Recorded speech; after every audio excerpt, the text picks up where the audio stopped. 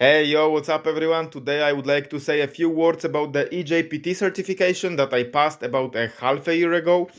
And I would like to share my story, my feedback, and how I approach this certification, and if I think it's worth or not. So let's just start right away. Okay, so my story with this certification began more than a year ago when I was studying kind of full-time at 42. If you don't know what 42 is, just a programming school where you learn programming mostly in C and C++ by doing projects, so it's very practical. And now they're changing that and there will be more Python as far as I know, but that's not the topic for today's video. So on top of that, on top of programming, I was really interested in cybersecurity and penetration testing, and I really wanted to check it out and try learning that. And my background at that time with cybersecurity was just TryHackMe and Hack the Box. So I've completed maybe 70 or 80 rooms at TryHackMe and also some modules on Hack the Box Academy. So I had some little background and I was able to understand the basic concepts. And also I knew the networking foundations, which was also really helpful. And I was also using Linux pretty much. So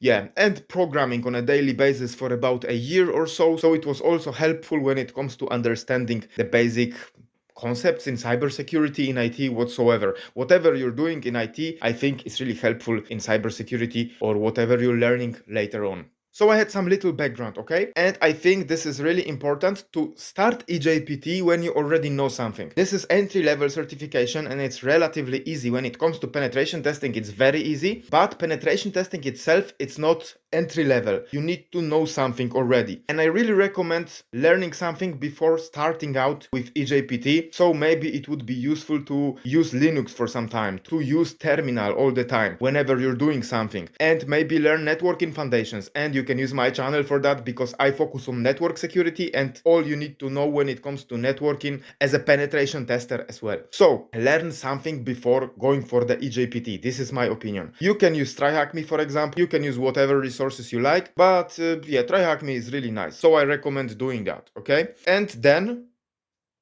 eJPT itself. This is a really great content that you get in a course when you enroll for the eJPT. Honestly, this content is really high quality, but it's really massive. It's really a lot of things you will learn. There are videos and also labs that you have for each topic, for each concept that you learn, and that's why it's really great in my opinion, because you learn the theory and then you have the lab that you have to complete and you have to use what you have learned in the video. So it's really great. You use a lot of tools that you will use as a penetration tester. You will get comfortable with Metasploit and all of that tools, okay? So this is, in my opinion, really well structured content in this course. And if you're a beginner, then it might be really great for you. But if you want to work as a penetration tester and you think that this certification will help you, then I don't really think that's the case, because this certification will not pass the HR. And I don't work as a penetration tester, I work in network security. And at that time when I bought the voucher for this certification, I was not sure if I will start working soon or not. And I started working in network security sometime after,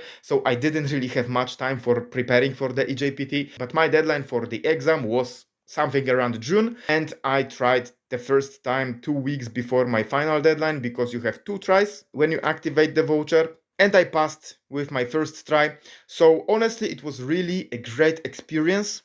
I knew that I will not work as a penetration tester. I just wanted to learn about ethical hacking from the perspective of a penetration tester. And this course gives you all you need to know when it comes to this methodology. And the exam itself is a penetration test that you have to perform. So a test is a lot of practice, and based on the machine that you're hacking, you have to answer the questions and you have to submit the flags. So it's really great when it comes to that. There's no any report that you have to write, so that's maybe a bad thing. But also this is really entry level, and also don't expect to get a job as a penetration tester after passing only this certification. So actually, I don't think it really matters that much, because what matters for eJPT, as I think, is that you have the hands-on experience with using the penetration testing tools, with actually hacking the machines and learning methodology, and that's really great when it comes to that. So I really recommend going for the eJPT, and then if you want to work as a penetration tester, I think this is really great to begin with that, and then go maybe for Hack the Box, start doing labs, go for CPTS, start learning with Hack the Box Academy,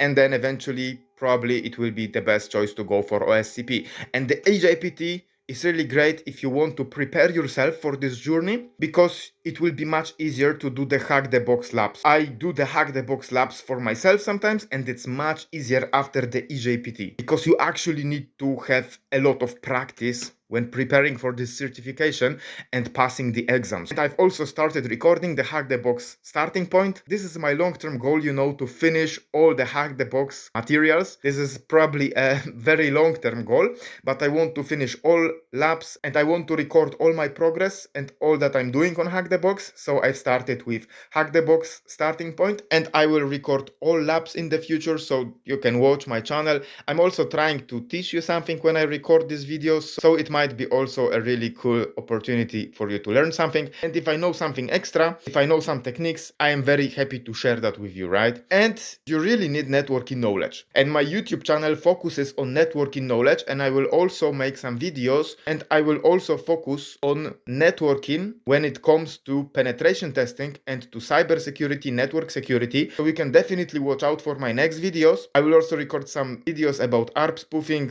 Wi-Fi hacking and stuff like this. And I will also show you practice, and I will also show you Backup, for example, how to use these tools. So networking is really useful. You cannot be a penetration tester and not knowing what is an IP address, what is the difference between TCP and UDP. So when you will be using Nmap, for example, it will be very useful to know what is the three-way handshake when you will be reading about all of these different options that you can use. So it will be very useful to know what is a firewall, for example. And I also recommend to you, for example, reading the Nmap manual and also manual for all tools that you're using, and then you will realize that you really need networking. You don't need to go for the CCNA if your goal is to become a penetration tester, though it will be really useful to have the knowledge at the CCNA level, in my opinion. So you can really use my channel in order to make this easier for yourself to learn hacking.